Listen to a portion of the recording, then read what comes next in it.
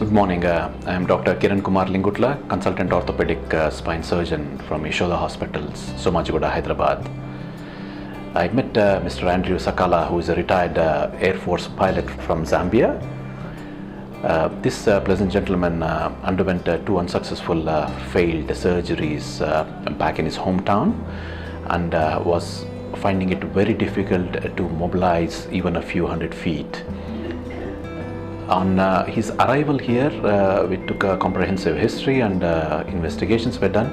Subsequently, it was noted that he had a failed back surgery syndrome and he also had an infected discitis as well in presence of failed implants.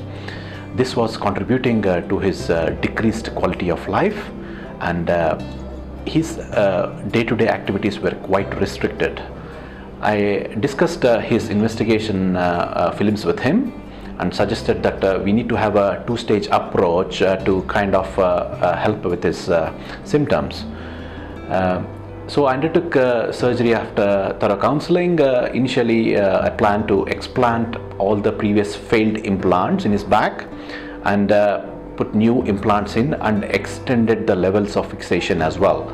Then subsequently, after giving two different type of antibiotics intravenously, after a couple of weeks, I went ahead and did an anterior approach, trans-abdominal, that is a retroperitoneal approach, and used an iliac crest bone graft from his right iliac crest and fixed his lumbar spine as well.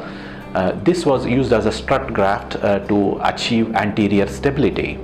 So in essence, he had a 360 degrees fusion, following which he recovered quite well. He's afebrile and he's currently on IV antibiotics as well for a course of 6 weeks.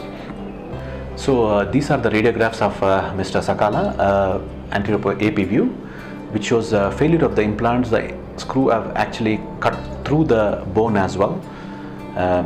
And on the lateral view, we have noticed that the whole of the system has failed and the screws have backed out. And on his MRI scan, he had evidence of disc space infection here, causing his instability as well. So this is the final radiograph following his surgeries, following his 360 degree fusion. As you can note that we've extended the levels of fixation and had to cement a few screws to achieve a solid diffusion mass. On the lateral aspect, I have taken the iliac crest bone graft and impacted into the interbody space between L3 and L4. You can see the graft there. So on the whole, we have quite adequate alignment and you can see him walking without much difficulty now after the surgery. Thank you. Today he is able to walk without any support, and he's quite happy with the outcome of the surgery, and he would like to express his gratitude following this surgery at Yashoda Hospitals, Somajgoda, Hyderabad. Mr. Andrew Sakala, please. My name is Lieutenant General Andrew Collins Sakala from Zambia. I used to work for Zambian Air Force. The problem which brought me here is the failure on my back, on my spine. This happened in 2015, around December, when I had a backache. Then I went to the hospital. They discovered that two of the discs on my spine had fallen. Then in May 2016, they did an operation on my back, on the spine. Unfortunately, it did not stay long. It just saw me walk up to October 2016. In December 2017, they did another operation on my back, to be specific, on the spine, which saw me recover slightly, and I went home on the 1st of January 2018. From that time, I never walked. I could walk for a distance of 5 meters, but I would be so tired. Most of the times, I would be in bed sleeping.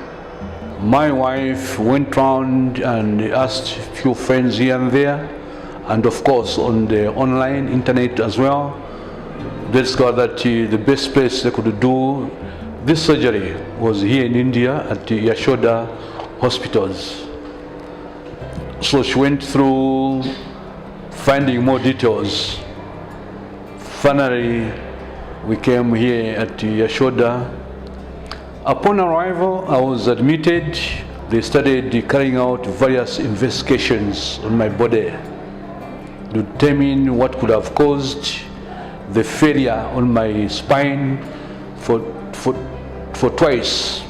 Those were thorough investigations which took almost the entire week.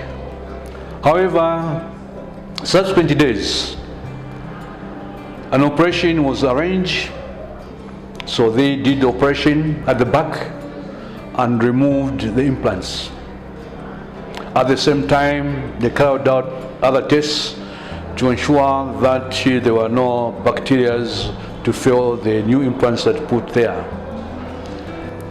It was done in a very short period of time, making me feel that I hadn't any pain, and it didn't take long.